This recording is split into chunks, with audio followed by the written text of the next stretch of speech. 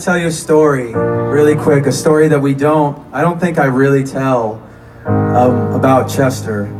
It's kind of a weird one, and that's probably why I don't tell it very often, because, well, I mean, you'll kind of know. So when we did our first tour, like our first real tour where like we opened like first out of 3 bands, and we obviously first we were opening act, and the other 2 bands, well, I'll say this, the headlining act, who shall not be named, they had 2 buses, and they had all this gear, and they had like roadies, and they had a tour manager, and they had 2 hairstylists. And if there were 2 dressing rooms, they'd take 2 dressing rooms. If there were 100 dressing rooms, they'd take 100 dressing rooms. God knows we did not have 100 dressing rooms. But they would leave, I mean, they just take up everything, and they leave nothing for the opening acts at all.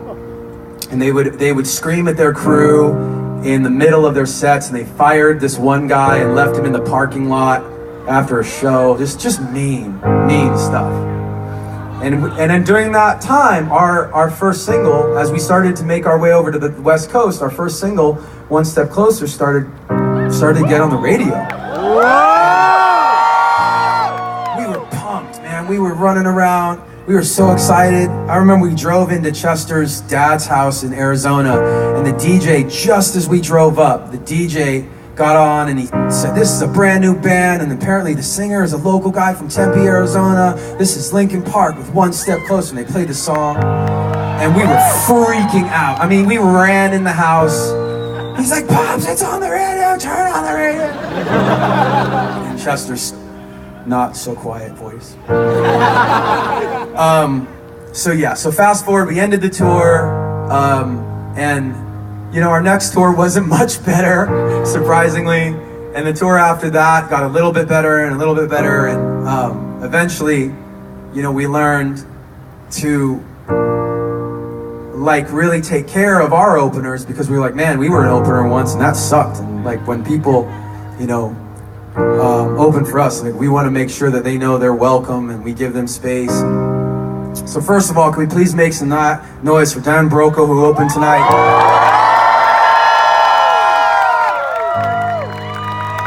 I was saying Don Brocco for a long time. Don Broco. Those guys are great, really nice guys, by the way. But anyway, so fast forward to a story here in New York, really quick. These guys, we were playing a show, I think it was like Roseland Ballroom. I think we were like headlining that one. Like we had gone from opening it one year to the very next year we were headlining it. And this guy, I think it was Chester, came to the door of the bus, and I was in there, and he's like, "Hey man, do you mind if I do you remember this guy?" And I was like, "No, who is that?" He's like, it's one of the guys from that band that we opened for, from like the very first tour, and he's here." And I was like, "Oh shit, are we gonna like, what do we say to this guy?" And he's like, "I don't know, he seems like he's like being pretty cool, so let's just have him come in, and we'll just, you know, like we'll be cool. And I'm like, "Yeah, sure." So he comes in, and the guy's like, "Hey man, like, you know, I just want to say congratulations, like on all your success, that's so cool." And we're like, "Oh, thank you, that's really nice of you to like come in," and so on. And at that moment I was thinking, like, this guy is actually like being really cool, and this is really nice.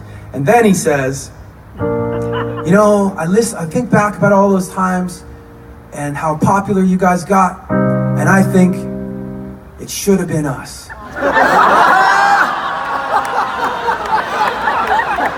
I swear to God, he said it should have been us. And Chester and I looked at each other, we were like, "Yo, this is a moment where you could like beat this guy's ass." Like, wow, what a thing to say. And I looked at him, and he just looked at the guy, and he's like, "Yeah, man, like, good luck to you. I hope it works out. Like, you know, you're still playing music. It's all good. Like, just keep going for it." And he's like, "Yeah, I appreciate that. Thank you, man. It means a lot." And we said goodbye to him and let him go. And Chester came back in the door, and I mean, I think the bottom line is like that's the kind of guy that Chester could be sometimes. Like just like wow, this most super offensive thing. Just he said such a weird offensive thing, and Chester was just like, nah, man, that's cool. Make some noise for Chester fucking Bennington.